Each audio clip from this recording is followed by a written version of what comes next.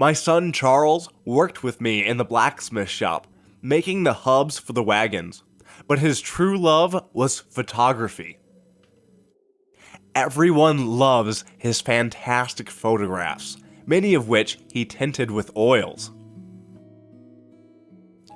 Just like me, Charlie was a learned Bible scholar, but the Lord did not call him to preach.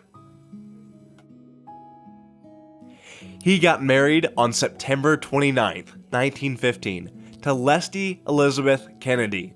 Charles and his wife, Leslie, had their first child in 1916, but it did not survive infancy.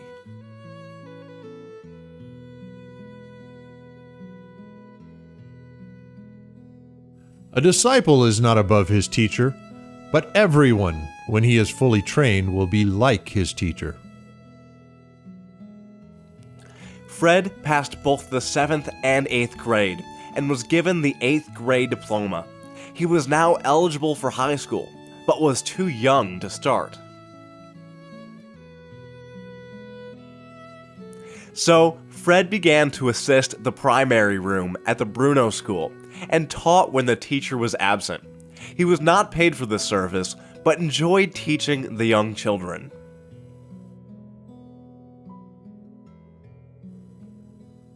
To pass his exams, Fred spent 2 full days writing answers to printed questions on history, English, grammar, arithmetic, geography, orthography, and pedagogy. To get the teacher's certificate, an average of 80% had to be achieved. Fred passed and received his 2nd grade county certificate. In 1915, he was hired to teach at the Peachtree School for $30 a month. He boarded with his sister Estella for $11 a month. Fred was only 16 years old, but was a large boy for his age. The next year, he was elected teacher again at the Peachtree School. In February, Fred decided to go to Greenville to finish his high school, but his term at Peachtree was not finished. So his brother, Millard, who is the 8th grade teacher, finished the term for Fred. Fred attended college at Cape Girardeau, and when he graduated, he was hired as the principal at Williamsville High School, and then, the following year, served as the district's superintendent.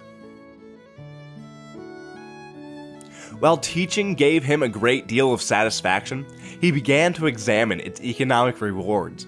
Already having reached the top salary, and it didn't seem to be adequate. So Fred started to think about becoming a lawyer. Fred met a young college student at Cape Girardeau whose home was in Webster Groves. She told him of the great opportunities to study law in St. Louis. University City offered him a job as a high school teacher, and he enrolled at St. Louis University's Night Law School. Needless to say, perhaps, but that young lady, Miss Hazel Houghton, became his wife. After finishing law school, he found teaching so attractive, he never left it. While rearing 4 sons, Marshall, Robert, Stanley, and Donald, Hazel taught at Normandy Elementary Schools and spent 20 years at the Brentwood High School.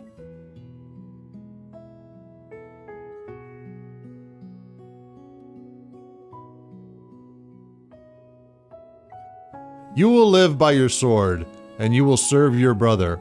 But when you decide to break free, you will shake his yoke from your neck.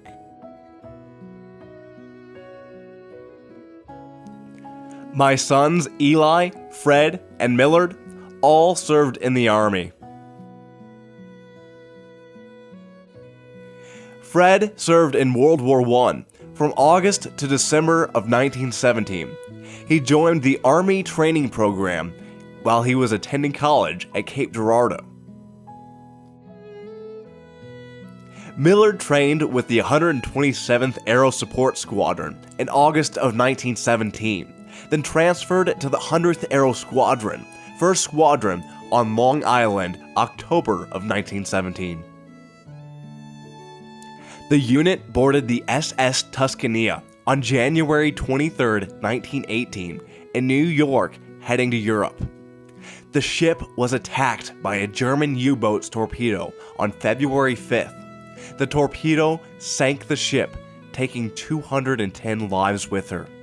The survivors, which included Millard, were rescued by the destroyer HMS Pigeon. On August 16, 1918, Millard was trained in France as a pursuit squadron, but later reassigned to the bomber role.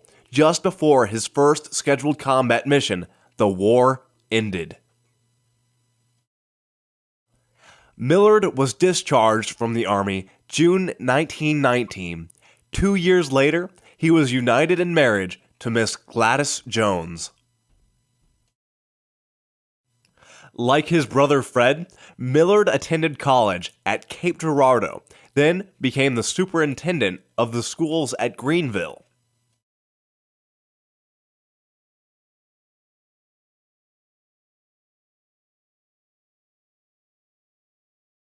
And Jesus answered them, "Go and tell John what you hear and see. The blind receive their sight, and the lame walk. Lepers are cleansed, and the deaf hear. And the dead are raised up, and the poor have good news preached to them."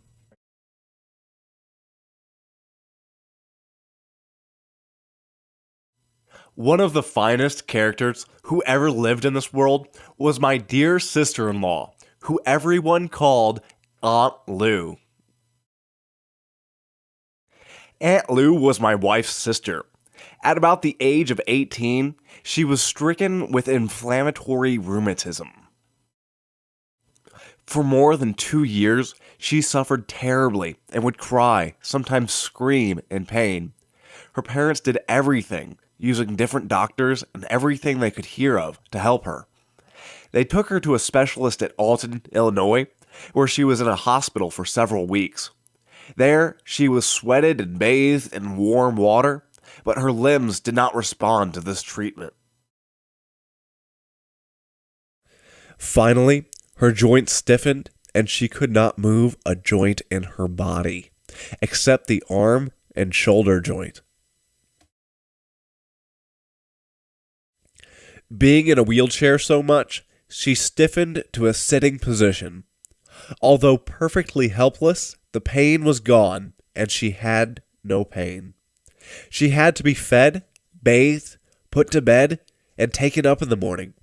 Not a limb moved except her arms. Her hands were drawn, but for many years she managed to write letters to friends. She had a wonderful mind and memory, and was a very happy person. She almost never talked of her affliction. After Mary and Aunt Lou's parents died, Uncle Eli Thornburg and Mary and I all took turns taking care of Aunt Lou. One time, our daughter Ruth complained about the dark days, and Aunt Lou said to her, "When the sun doesn't shine, we have to make our own sunshine."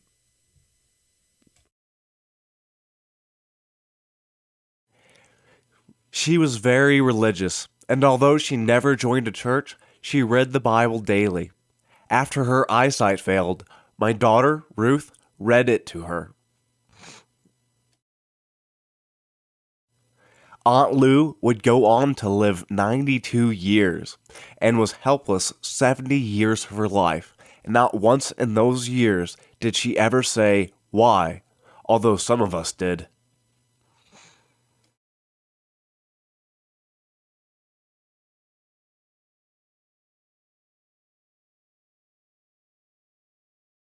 Likewise, you who are younger, be subject to the elders.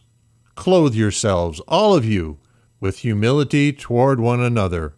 For God opposes the proud, but gives grace to the humble.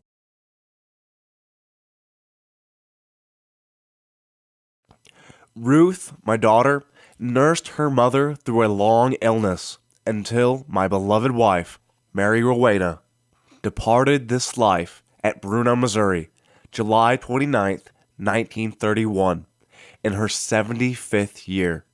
She remained true to the faith throughout her life.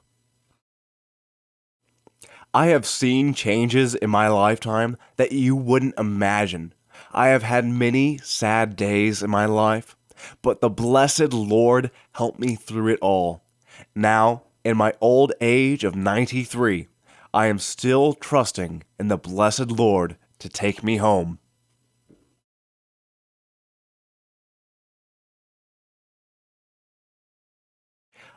I was laid to rest in the cemetery at Patterson, Missouri. The funeral text was a quotation by Paul the Apostle, as written in 2 Timothy 4:6-8.